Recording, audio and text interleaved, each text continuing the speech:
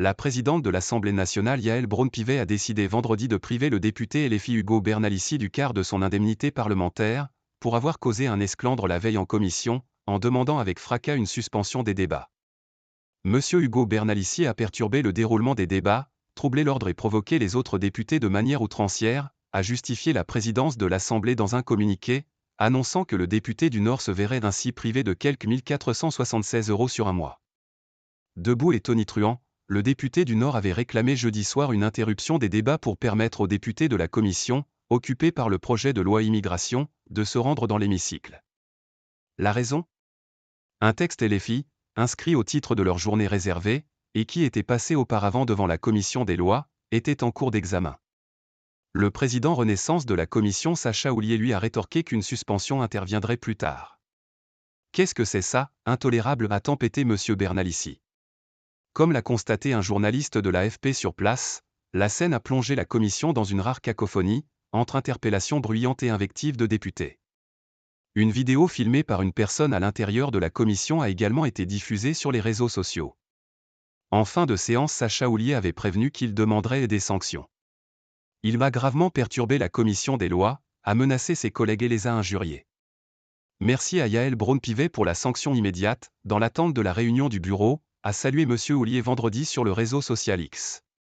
Orateur régulier pour son groupe sur les questions régaliennes et judiciaires, Ugo Bernalicy est un adepte des affrontements rhétoriques, en commission comme dans l'hémicycle, notamment avec Sacha Houlié ou le ministre de l'Intérieur Gérald Darmanin.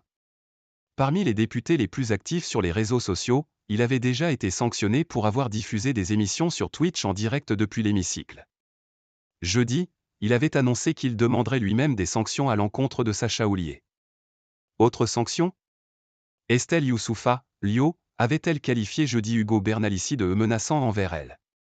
Je suis resté debout à ma place, a insisté ce dernier auprès de l'AFP, réfutant toute menace. Le vice-président RN de l'Assemblée Sébastien Chenu avait lui aussi demandé une sanction, dénonçant un comportement intolérable et indigne. Le ton est monté, a expliqué sur France Info la députée LFI Clémence Guettet, précisant toutefois qu'il n'y a pas eu de violence physique et appelant à dédramatiser. Quand le sage montre le 49.3, l'idiot regarde Ugo Bernalicy, a estimé sur X le député écologiste Aurélien Taché, déplorant ainsi que soit occulté, avec cette affaire, le 20e recours à l'arme constitutionnelle dégainé vendredi par la première ministre Elisabeth Borne, sur le budget de la Sécu. Ce rappel à l'ordre avec inscription au procès-verbal dans le jargon parlementaire est la sanction la plus forte que la présidente de l'Assemblée peut infliger elle-même. Le communiqué de la présidence souligne toutefois que le bureau de l'Assemblée peut proposer une sanction plus lourde, lors de sa prochaine réunion le 13 décembre.